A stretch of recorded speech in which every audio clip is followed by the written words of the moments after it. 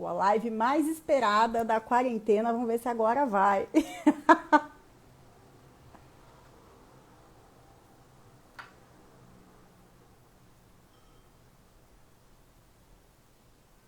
Gente, tem que dar certo agora.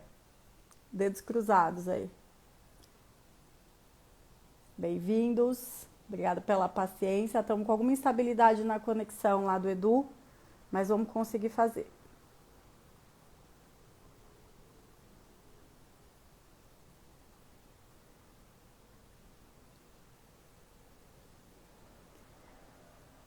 Acontece.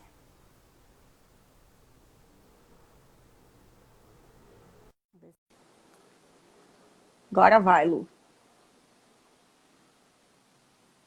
Bom, a plateia bacana, 10 mil vinhos tá acabando já. Gente, o que será que tá rolando, hein? Que não vai.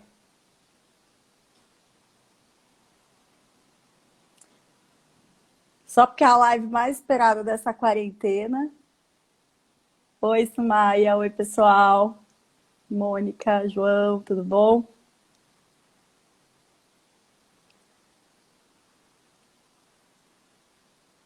Ó, ficar aguardando Eduardo Angebem e não completa a entrada dele aqui. Não sei o que que acontece. Chateada. Oi, Mônica. Pessoal, estamos com um problema de conexão lá com o Edu, ele não está conseguindo entrar. Estamos aguardando para ver se vai dar certo aqui. Nós vamos conseguir. Fã-clube Angeben reunido, exatamente.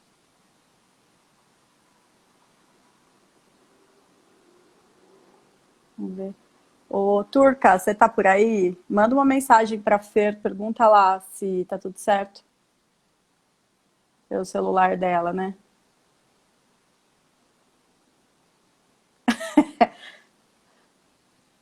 Tá se fazendo de difícil, eu também acho. Manda uma mensagem para Fer, Turca, vê lá se tá tudo certo. Se ele não entrar, vamos bater na porta dele.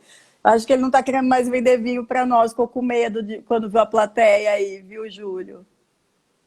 Oi, Márcia. Ai, gente, eu não sei o que tá acontecendo. Mas se a gente não conseguir qualquer coisa, a gente remarca, porque não dá para ficar sem esse papo.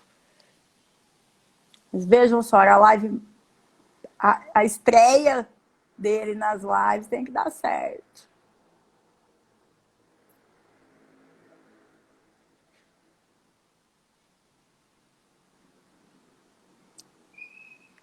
Parecendo a noiva, é? Tá fazendo, ai, ai, tá fazendo um atrasinho, né? Fazendo um suspense, gente. Tá com medo mesmo. Boa noite, Jana. Que bom você aqui. Eu também acho, Turca, que ele tá com medo. Ele viu toda a galera aqui em peso, daí tá com medo da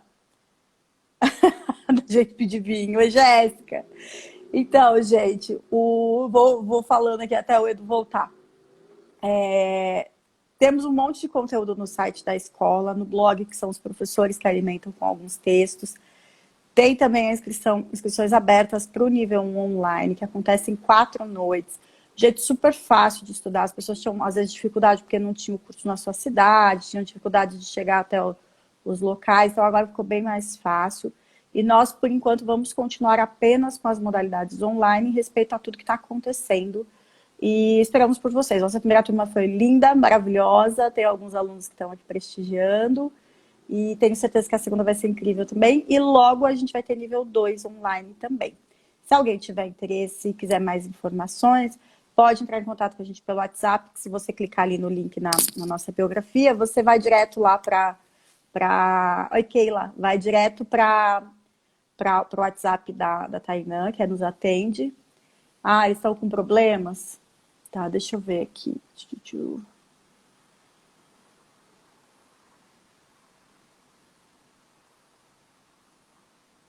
Suzana, é a Raquel Ruiz, a professora da segunda turma. Vamos aguardar mais um pouquinho. Senão eu volto daqui a pouco. Isso, Ednilson, nível 1. Nós acabamos de terminamos uma turma quinta-feira, estamos começando outra agora. As inscrições estão abertas. E o nível 2 a gente está lançando, acho que essa semana ainda. E vai ser bem bacana. Esperamos por vocês. E quem tiver interesse em outras programações também, pode falar com a gente. A gente tem um atendimento a eventos corporativos, várias outras possibilidades. E lógico, vamos continuar nossa agenda de live. Na quinta-feira, eu vou voltar aqui para fazer uma live com o André Maia, que é um especialista em regulação vitivinícola. A gente vai falar um pouquinho sobre como funciona para nascer uma denominação de origem, uma indicação geográfica, quais são as regras que se sujeitam, várias coisas. E na sexta-feira, na hora do almoço, ao meio-dia, a gente vai ter uma live com o Jean-Charles Dolich Bages, um Chateau Grand Cru Classé de Bordeaux, e ele fala português, que ele morou no Brasil, e vai ser super legal. Não vai ser o Jânio, tá? O Jânio deu essa primeira turma, agora vai ser a Raquel Ruiz, a professora. E aí vai ter uma live super legal para a gente falar sobre a importância do segundo vinho nos chateaus, sobre a questão da Vendôme Premier, algumas questões bem relevantes para entender um pouco como funciona a questão mercadológica de Bordeaux também. E vai ser com o professor Felipe Campos. Esse mês a gente tem várias lives dedicadas ao vinho brasileiro. Mais pro final do mês, eu não me lembro de agora, voltar com o pessoal da Rio Sol. Verdade, Denilson. Vou estar com o pessoal da Rio Sol falando um pouquinho de Vale do Rio São Francisco. Vamos ter também o pessoal de Santa Catarina. Vamos ter muito assunto bacana, então continue nos acompanhando. Vamos ver aqui se o Edu consegue entrar. Tá aguardando o Eduardo Angeben, mas não sei o que está acontecendo lá. Gente, eu acho que nós vamos ter que adiar, porque nós estamos com uma instabilidade lá de conexão, alguma coisa que não está funcionando. Eu vou tentar falar com ele. Deixa eu ver se ele volta aqui. Como assim estão vendo apenas minha testa, gente? Vou tentar falar com ele, ver se a gente consegue voltar agora. Senão, a gente vai ter que fazer outro dia. Infelizmente.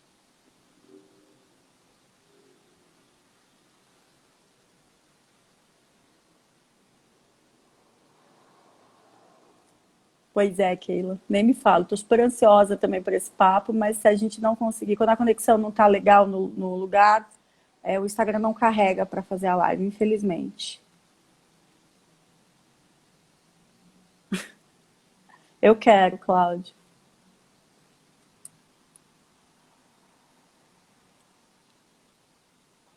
Vamos ver. Eu acho que era só o moço ali que falou que tava vendo minha testa. Minha testa é grande, gente, mas nem tanto. Ai, gente, que pena. E olha só, tinha um monte de gente legal aqui assistindo, participando com a gente, mas eu acho que a gente não vai conseguir. Edu, tenta entrar pela conta da empresa, quem sabe a gente consegue. Que estranho isso. Que não vai. De repente é a conta dele que tá com alguma questão.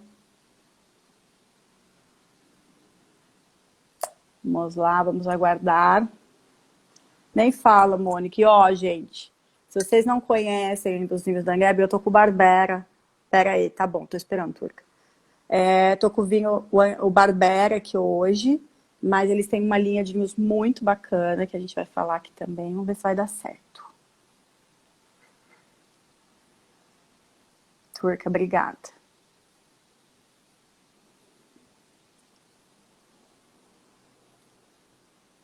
Gente, tá conectando, diz que tá... Pagou a conta! Tô com o celular de terceiros. Ai, tá vendo? A gente devia ter testado isso à tarde. Você não deve estar atualizado aí. Tudo bom? É o celular da Fer. Da Fer? Oi, Fer. Tá vendo? Ela que manda. Oi! Ela não vai querer aparecer. Oi, Fer. Eles me zoam o tempo todo, gente. Que alegria! Finalmente! Nossa, tava parecendo noiva mesmo, chegando atrasada e tudo mais. Pelo amor de Deus, tô até nervosa aqui. Isso, olha aqui, ó. Olha aqui. Gente, ele emagreceu! Emagreceu. Estamos engordando ele pro final do ano para botar uma maçã na boca no forno. Ô, gente, tudo bom, Edu? Que bom que Tudo deu jóia. certo. Muito bom, finalmente. Olha, salvou a pátria aí. É, nossa, ainda bem. Esse celular porcaria aí. A Angeben tem que me pagar um celular novo. Eu também acho. Nem um corporativo bom, aí um plano empresa para te dar um celular melhor. É que quem manda na grana aí é a Fer, né? É a Fer e tem um tal de Guebão também manda bastante. O estagiário manda eu sou peão. Eu sou peão. É isso aí. Edu, obrigada por ter aceitado debutar nas lives comigo e com a The Wine School. Você sabe que eu estou mega feliz e ansiosa por esse papo. E como eu disse a minha mãe hoje, que bom, você vai rever seus amigos. Porque sim, além de amar os vinhos deles, eu amo eles de paixão. Uma família querida, produtores honestos, queridos, fazem vinhos incríveis. A dona Maria Cecília ali também, tua mãe. E é um prazer receber você aqui para falar sobre o papel do pequeno produtor, as dificuldades, os desafios produzindo vinhos no Brasil. Que é um assunto que você conhece muito bem, né? Mas não, quase nada. Quase nada, né? Eu já falei da escola, a gente tinha uma linguiça aqui enquanto você não entrava, mas eu queria que você se apresentasse um pouquinho da Angeben, falasse da ideologia de vocês, para introduzir um pouquinho para quem ainda não te conhece. Maravilha. Bom, para nós também, Kelly, é um prazer. Obrigado pela oportunidade de falar um pouquinho do nosso trabalho aí, né? E para quem não me conhece, eu sou Eduardo Angeben, sou um dos dois enólogos da grande equipe da vinícola Angeben. Nasci numa casa em que tinha vinho desde que eu era pequeno, né? Meu pai deixava eu picar o vinho da taça dele quando eu tinha mais ou menos 7, 8 anos. O que aconteceu? Não podia dar outra profissão. Eu fiquei alcoólatra, né? E tive que botar uma vinícola para poder atender o vício. E aí, o que aconteceu? O excedente, a gente começou a ter compaixão das pessoas e vender o excedente da produção que a família não bebia. Mas brincadeiras à parte, a gente, na verdade, minha formação, eu sou técnico em viticultura e enologia e tenho curso superior de viticultura e enologia, depois fiz pós-graduação em gestão em vitivinicultura, mas isso não quer dizer muito, canudo não quer dizer nada. O negócio é arregaçar as mangas e ir lá esmagar a uva mesmo. É aí que a gente mostra se a gente sabe fazer um vinagrão ou não. A gente acabou, depois de eu me formado na faculdade de enologia, a nossa família, a gente já tinha um sonho, né, de botar uma vinícola. E o pai trabalhava uma multinacional, quase 30 anos trabalhando numa multinacional, além disso era professor na escola agrotécnica, né? Eu, inclusive, fui aluno do meu pai. E a gente tinha esse sonho de botar uma vinícola. E em 99 a gente conseguiu botar a vinícola, só que o pai ainda lecionava, ainda trabalhava nessa empresa. E eu fui tocando a empresa nos primeiros anos, e quando ele se aposentou, em definitivo, tanto de professor quanto da empresa que ele trabalhava, eu dei uma chance para o guri e aceitei ele de estagiário sênior lá na empresa. Que é aí que surge a história que muita gente conhece, que ele é o estagiário, é porque eu dei uma chance para o guri, ele tem uma experiência que... Se bem que eu estou pensando em não renovar o contrato dele, ele anda bebendo muito em serviço, cobra as horas extras em top de linha da empresa, então não sei se eu vou renovar. Mas a gente fundou a vinícola em 99, cara, e o primeiro vinho que a gente fez foi numa vinícola de amigos. O pai comprou tanques, comprou uva, pediu um espaço emprestado e a gente foi fazer nosso primeiro vinho em 1999, lá entre Flores da Cunha e Nova Pátria, numa vinícola de terceiros amigos, e emprestaram lugar. Só que a coisa deu certo, né? Uhum. A brincadeira deu certo, o vinho ficou muito bom, vendemos rapidamente e de fato, colocamos a vinícola no Vale dos Vinhedos no ano 2000. Quer dizer, era virada do ano, de 99 para 2000. a gente, em termos de ideologia, a gente não tinha isso naquela época. Vamos fazer um vinho especial, com tal estilo. Não, sinceramente não tinha. O que a gente tinha era, vamos fazer um vinho muito caprichado, vamos caprichar muito na uva. A uva na época era de terceiros.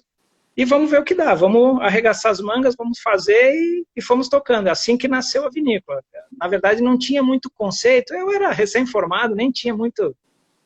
Eu estava ainda aprendendo a fazer vinho, para falar a verdade. Certo. Então, assim que nasceu a Angevin. E vocês, a estrutura de vocês, para quem não conhece, pessoal, eles ficam dentro do Vale dos Vinhedos, ao lado ali da Alma Única, que é uma construção bem grande, que todo mundo tem como referência, assim.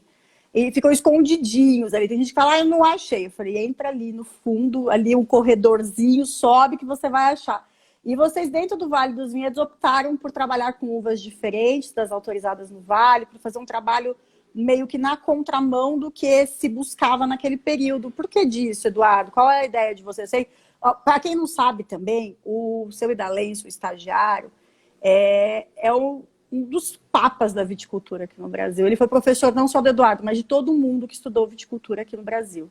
Ele é o professor, todo mundo chama assim, é uma referência do vinho brasileiro.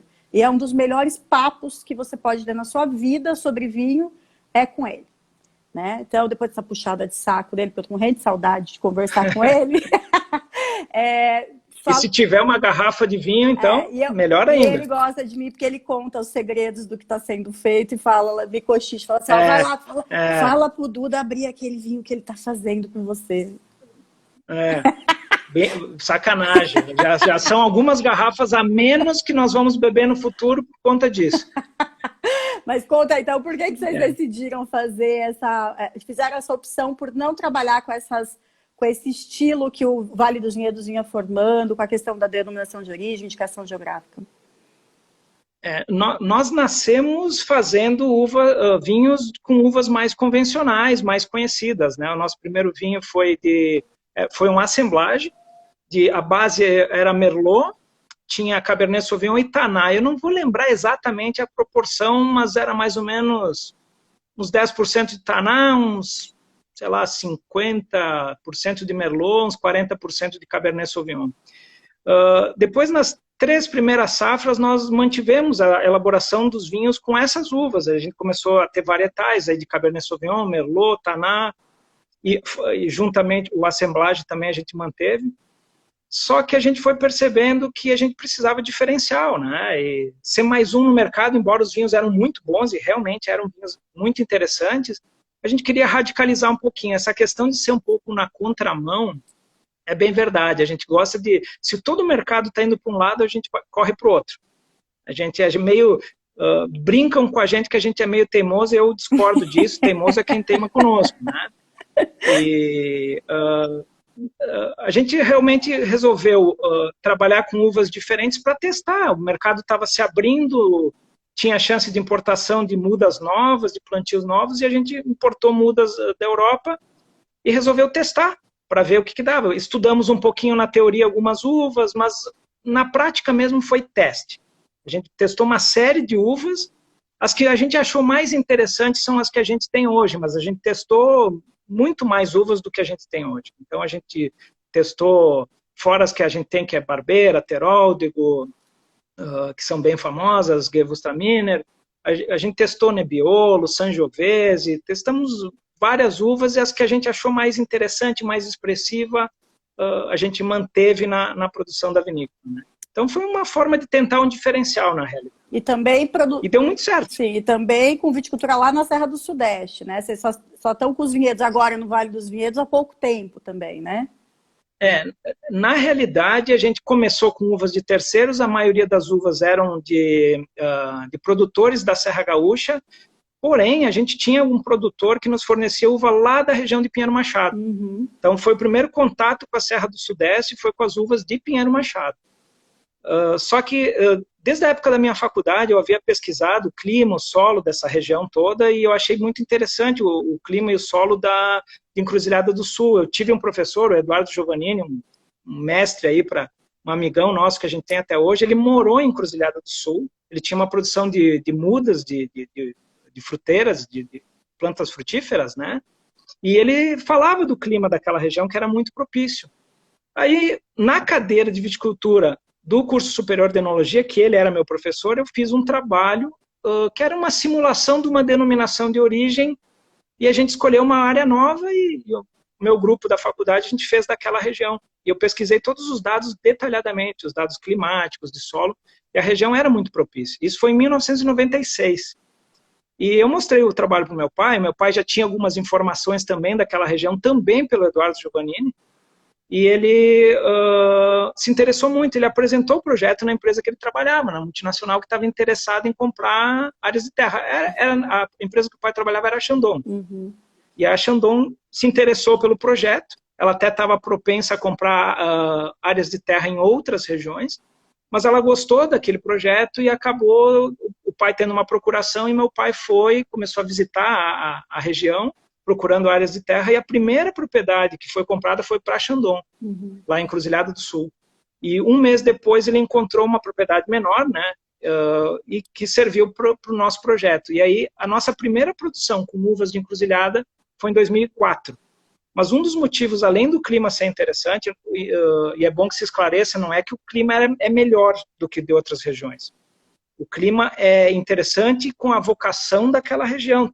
É uma coisa que está se estabelecendo ainda, né? Como é uma viticultura recente, é muito precipitado dizer que a região é boa para tais e tais uvas, né? A gente já tem indícios, né? Mas uma das coisas também que facilitou a ida para lá, não só da nossa vinícola, de várias outras empresas que seguiram o caminho e foram plantar na metade sul do Rio Grande, era a necessidade de aumentar o plantio e de áreas de terras mais baratas, porque a Serra Gaúcha, as áreas têm muita especulação imobiliária, os valores de terra são muito altos, né? Uhum. E o relevo não permite muita mecanização, por ser uma área extremamente montanhosa. Sim. E então, isso estimulou muitas empresas a irem para lá. Mas eu volto a dizer, não é uma questão de ser melhor ou pior. Cada região tem vocações diferentes. Hoje a gente tem uvas que vêm de lá, por exemplo, Barbeira, Teróldego, elas estão vindo de lá de Encruzilhada, mas nós, pelas consultorias que o meu pai dá para outras vinícolas ou para outros plantios de videira, hoje nós brincamos com uvas de várias regiões do estado do Rio Grande do Sul. Então a gente tem uvas de Encruzilhada do Sul, de parceiros nossos, temos uvas dos Campos de Cima da Serra, que eu acho uma região também extremamente interessante. Clima mais frio, a uva amadurece devagar, bem interessante. Temos uvas de parceiros na Serra Gaúcha e temos o nosso vinhedo no Vale dos Vinhedos, que é um vinhedo bem pequenininho, bem ali dentro do Vale dos Vinhedos. E esse ano sai? Então a gente adora brincar com essas uvas diferentes. Oi? E esse ano sai o vinho desse vinhedo ou não? Eu provei o técnico. Não, ainda não. Não foi... Tu provou a uva? Eu provei a uva. Tu provou a uva? Não, sempre que a gente tem uma primeira produção, a primeira produção dá um vinho extremamente forte, muito marcante, muitas vezes é muito tânico, e foi o que aconteceu. A uva, vocês imaginam, uva Teróldego, que já propicia vinhos naturalmente encorpados, de primeira produção, bom, é um demônio, é um canhão. Eu acho que com certeza para esse ano não sai, talvez leve uns 10 anos para sair. E me fala uma coisa, daí dentro dessa área de vocês, do Vale dos Vinhedos, vocês vão manter essa característica da produção com uvas distintas para continuar nessa, como você disse, contramão dessa produção do Vale. Sim. Também trabalhando dessa forma. Sim. Isso é até interessante, porque na quinta a gente vai fazer uma live sobre regulação vitivinícola, e eu estava conversando com o André, que vai ser o profissional, ele é jurista, nós vamos falar sobre isso.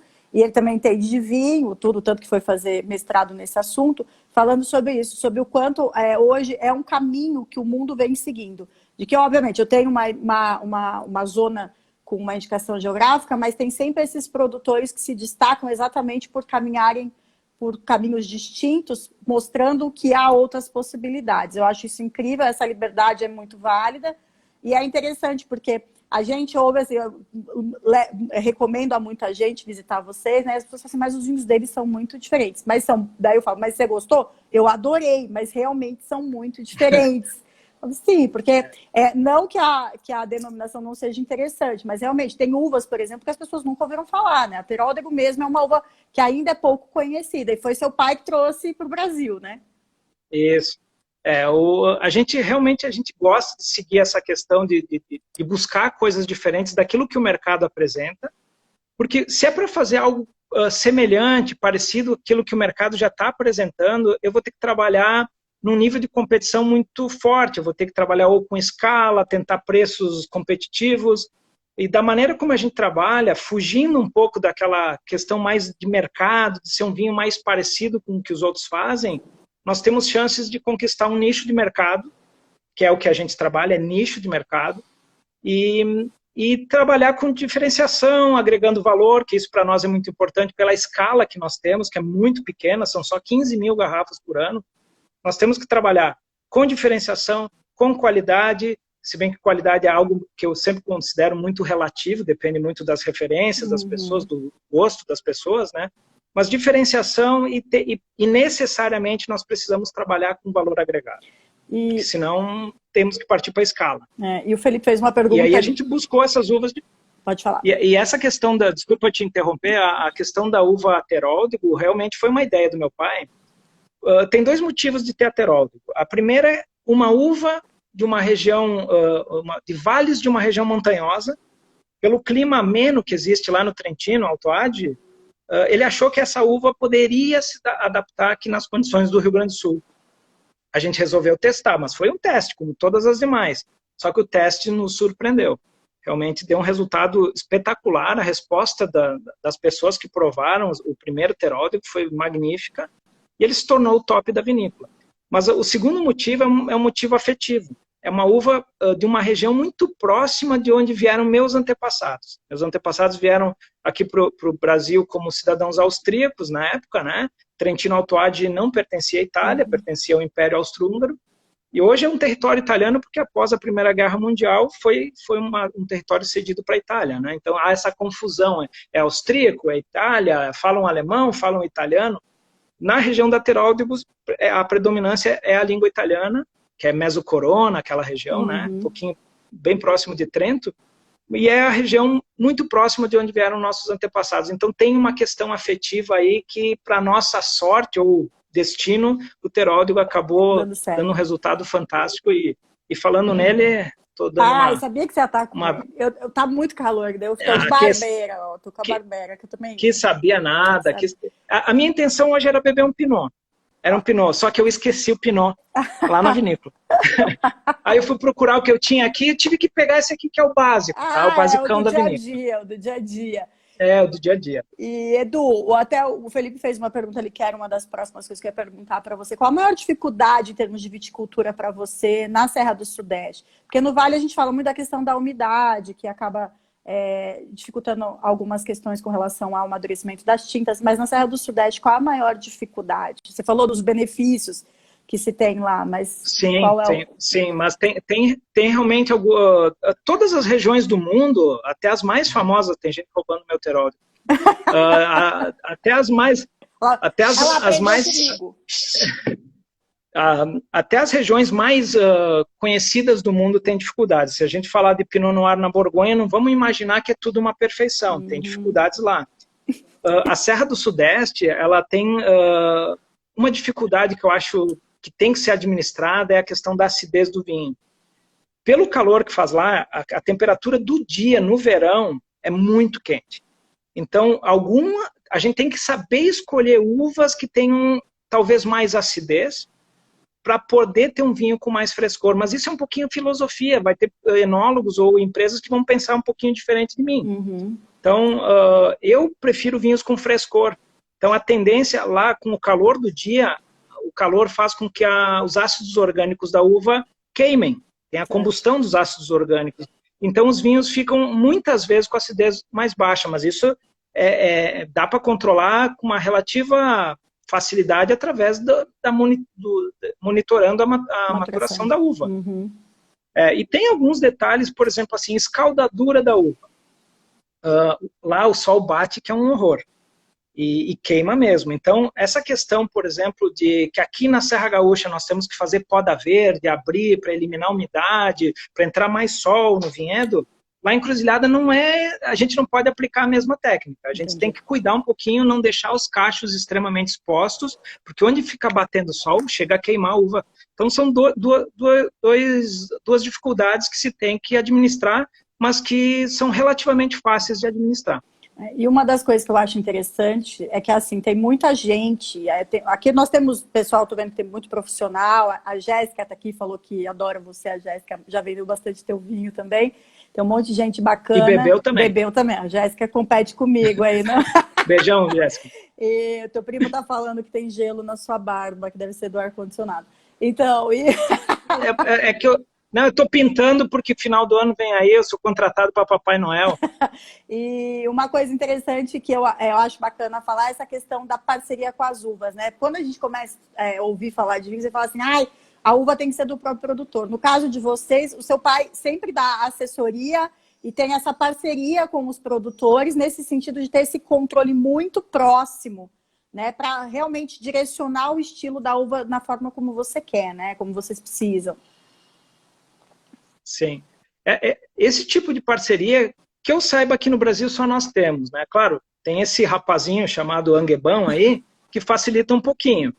Então, realmente, como ele é contratado para dar essas consultorias, o que a gente faz? A gente propõe para o pessoal o seguinte, eles, em vez de pagar a consultoria mensalmente, a gente deixa acumular a consultoria anualmente.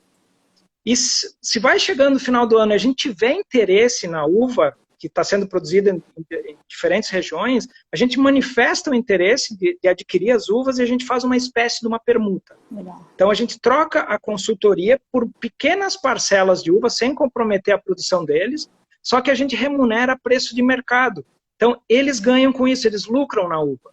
E nós trocamos serviço por matéria-prima. É uma relação ganha-ganha. E essa é uma oportunidade única de trabalhar com uvas de diferentes regiões, e foi assim que a gente aprendeu. A gente ouve muito falar, as vinícolas tentam puxar muito a brasa para o seu assado, de querer puxar, minha região é melhor, e foi assim que a gente aprendeu que não tem uma região melhor que a outra. O que existe são as vocações de cada região.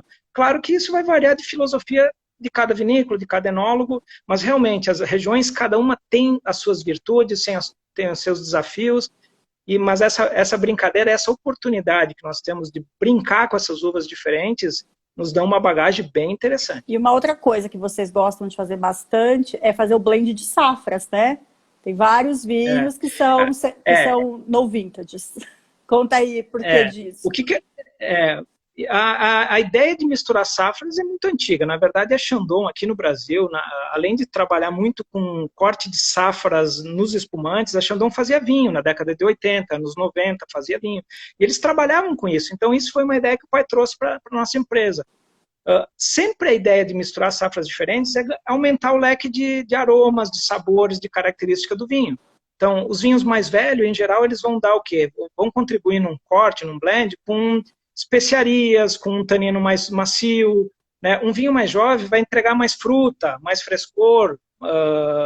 Então, a gente consegue, num mesmo vinho, ter aromas diferentes, ter nuances diferentes de sabor, né? E aumenta a complexidade do vinho. A ideia é sempre que a mistura seja melhor do que os vinhos individuais, senão não se justifica fazer o blend, né?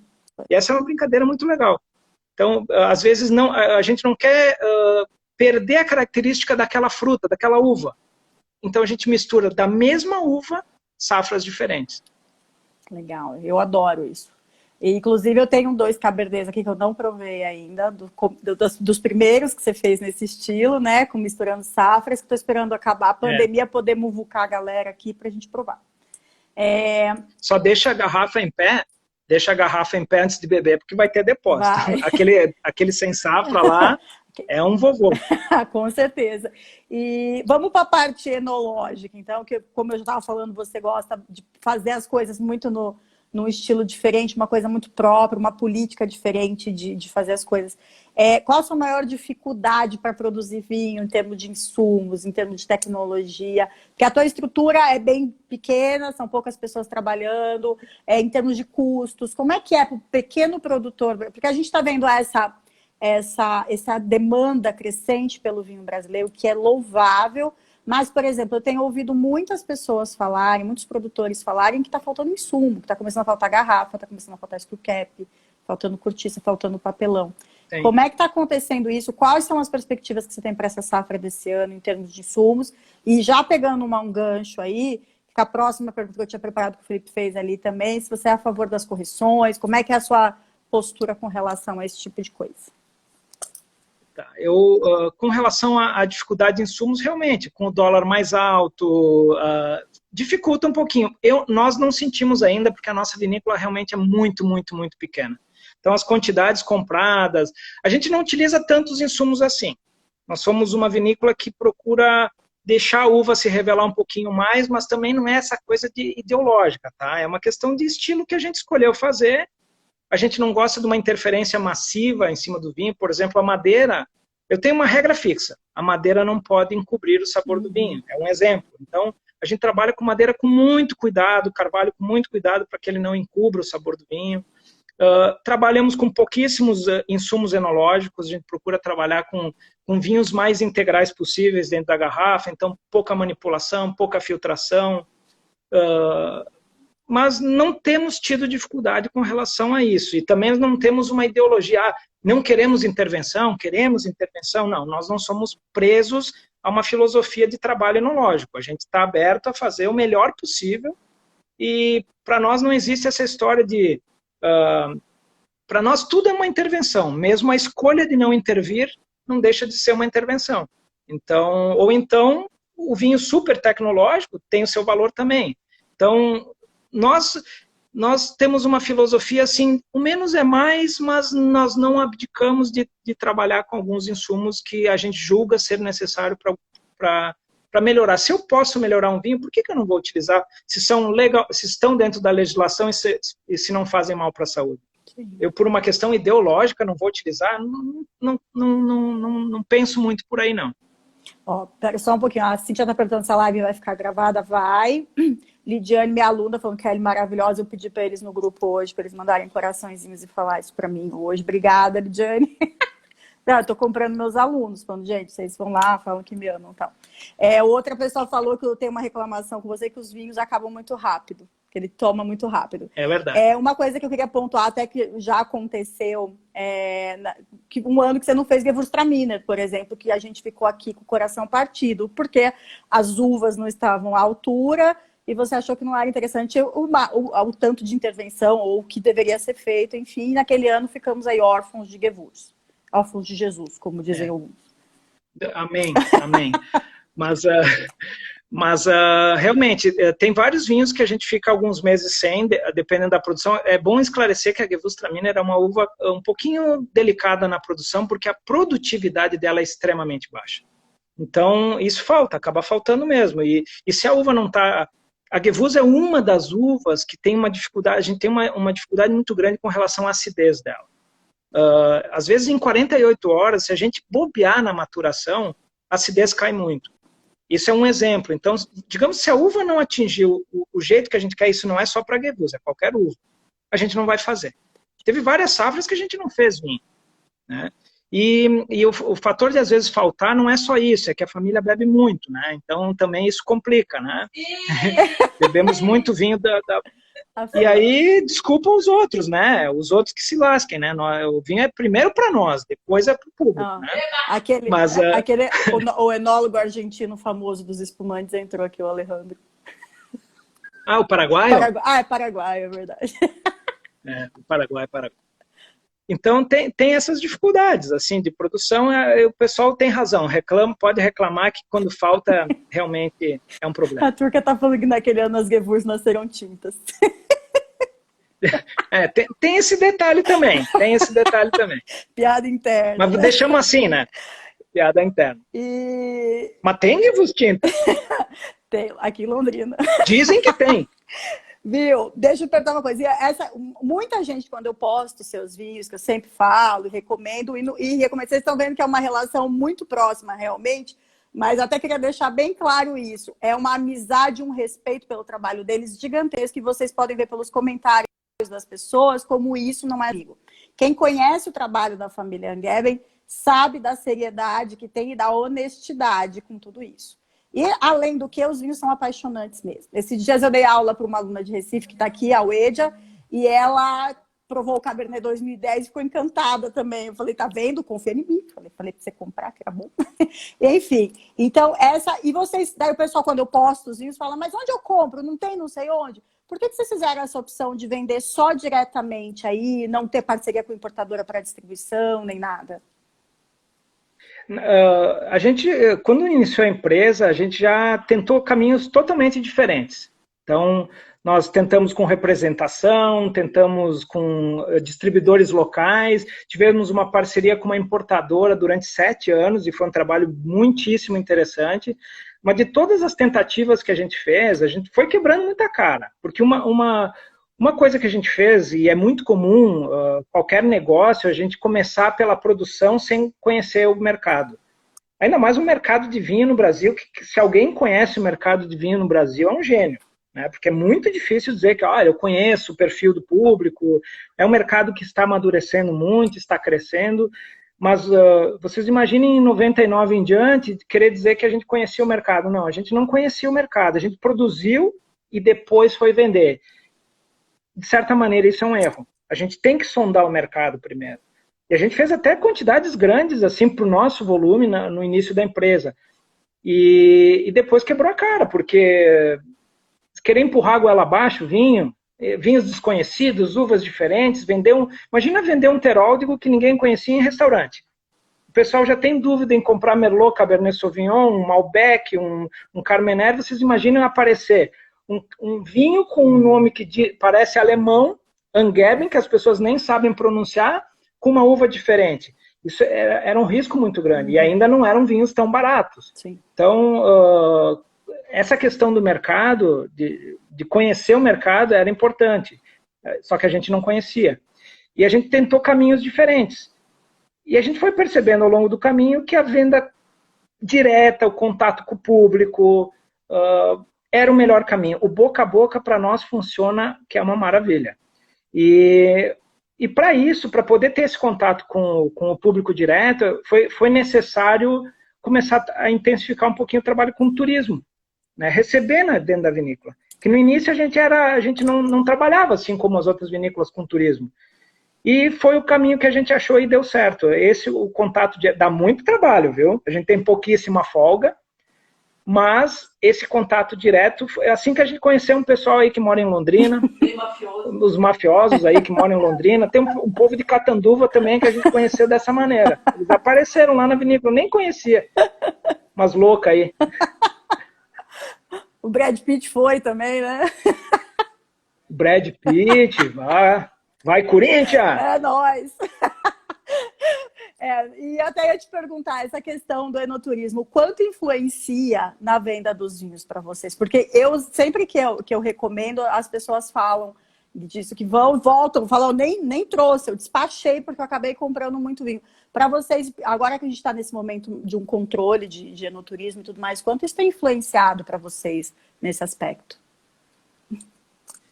Para nós é fundamental. O turismo é fundamental, receber o cliente dentro da vinícola, ter o contato direto, poder mostrar para eles, conversar com o público que está nos visitando e explicar qual é a proposta do vinho, qual é o posicionamento de mercado que nós temos com ele, facilita muito. Então o turismo é fundamental. Agora, a pandemia veio para bagunçar tudo, né? E aí caiu muito. Hoje a gente está com, aqui a região está com bandeira laranja, a gente pode receber visitantes, mas está limitando muito as visitas, né? Porque nós temos restrição do número de visitantes e a gente tem que fazer um controle, por exemplo, assim, entra pessoas na vinícola e nós temos que limpar todo o local. Então, por exemplo, o pessoal sentou numa mesa, fez a degustação, a cada visita é necessária toda a limpeza, a asepsia do local. Então, a gente tem trabalhado praticamente com a metade da capacidade de antes.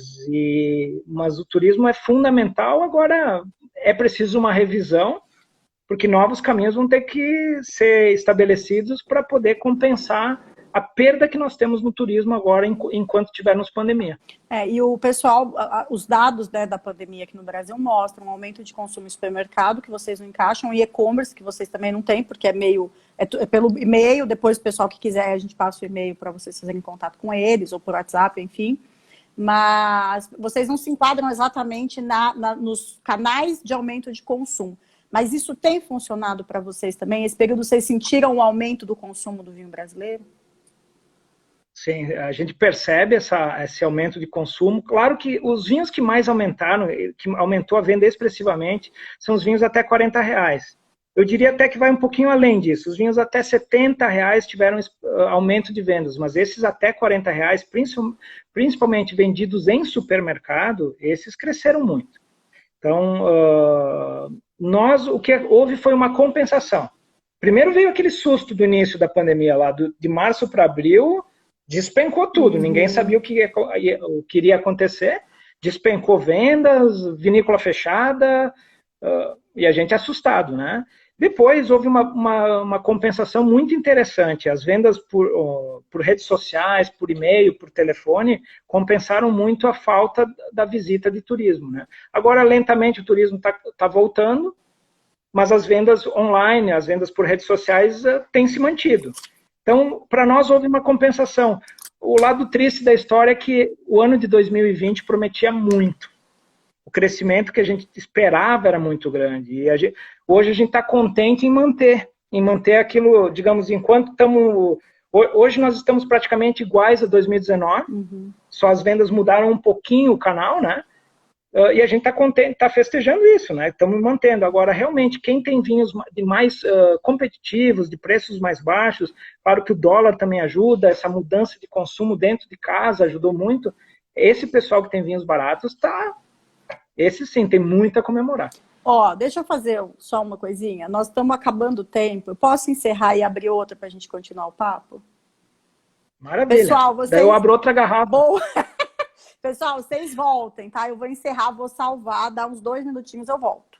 Já aproveitem para fazer xixi e já voltem com a gente. Até daqui a pouco.